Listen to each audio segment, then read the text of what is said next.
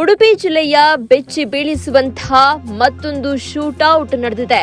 ಇತ್ತೀಚೆಗಷ್ಟೇ ಕುಂದಾಪುರದಲ್ಲಿ ಒಂದು ಬಿಗ್ ಶೂಟೌಟ್ ನಡೆದಿತ್ತು. ಇದರಿಂದಾಗಿ ಉಡುಪಿ ಜಿಲ್ಲೆಯವರು ಸಾಕಷ್ಟು ಆತಂಕವನ್ನ ವ್ಯಕ್ತಪಡಿಸಿದ್ರು.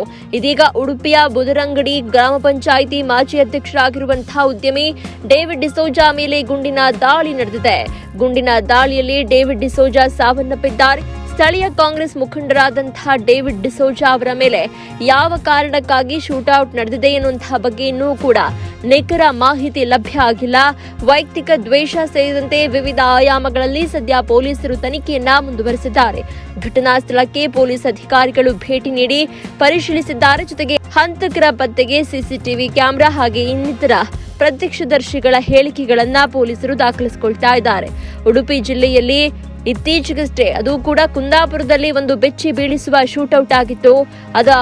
ಆ ಒಂದು ಘಟನೆ ಮಾಸುವ ಮುನ್ನವೇ ಮತ್ತೊಂದು ಶೂಟೌಟ್ ನಡೆದಿದ್ದು ಉಡುಪಿ ಜಿಲ್ಲೆಯಾದ್ಯಂತ ಜನ ಬೆಚ್ಚಿ ಬಿದ್ದಿದ್ದಾರೆ.